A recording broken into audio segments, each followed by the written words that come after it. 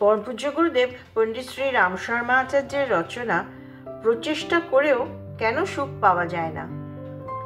স্ত্রী পুরুষ, রাজা ভিখারি, ধনী নির্ধন, অশক্ত সশক্ত সকলেই চায় সুখ পেতে।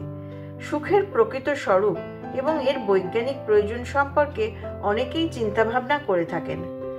অধিকাংশত শরীরের স্থূল উপভোগ সামগ্রীকে সুখের সাধন বলে মনে করে এবং অন্ধের মতো এর পেছনেই ছুটে বেড়ায়।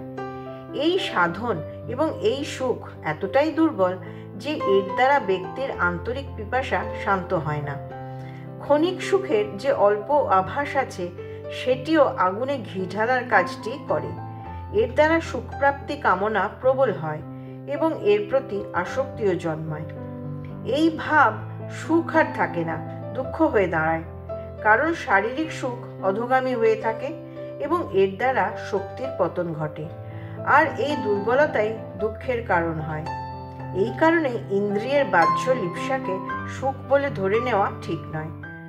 ধন দৌলত যেগুলোকে সুখের সাধন বলে ধরা হয় সেগুলোও আর সুখ কোথায় দিতে পারে? যদি দিতেই পারত তাহলে সংসারের সমস্ত ধনবান ব্যক্তি সুখী হতো। অর্থ থাকার কারণে উৎপন্ন ভয়, আলস্য, ভোগ ইত্যাদির জন্য মানুষের হৃদয় সর্বদা কম্পিত থাকে। ধনী ব্যক্তির যদি সামান্য আর্থিক ক্ষতি হয় তাহলে তার হার্টফেল হয়ে যায়। এ থেকে বোঝা যায় যে অর্থ এবং সাহসী ভাবনা এই দুয়ের মধ্যে কোনো সম্পর্ক নেই। শারীরিক দিক থেকে স্বাস্থ্যবান এবং বলবান হলেও সেটিরও কোনো স্থিরতা নেই। আজকে সুস্থ অবস্থা থাকলেও সর্বদা যে এইরকমই থেকে যাবে তার কোনো নিশ্চয়তা নেই। তাহলে কি সৌন্দর্যকে সুখ বলে ধরে নেওয়া যায়? নিজের পাশে সম্পূর্ণ পরিবার রয়েছে, এর থেকে কি সুখ পাওয়া যায়? অনেক ডিগ্রি অর্জন করা হলেই কি সুখ হবে? এইভাবে চিন্তা করে যান এবং প্রতিটি পরিস্থিতি নিয়ে পূর্ণরূপে বিচার ভাবনা করুন। তাহলে দেখবেন যে বাহ্য সাধন কখনোই সুখ দিতে পারে না। মানুষের নির্মাণ এমন ধাঁচে হয়েছে যে সে হলো সত্যতা এবং সততার রূপরেখা। আন্তরিক সদ্গতি যাকে সুখ বলা হয় সেটি মানুষের ভাবনার পরিশুদ্ধি মাত্র। অন্যথায় এই বিশ্বে না আছে সুখ আর না আছে দুঃখ। আত্মা স্বাভাবিকভাবেই উদার এবং বিশাল। তার এই বিশালতা এবং সমষ্টিগত ভাবনাতেই আনন্দ।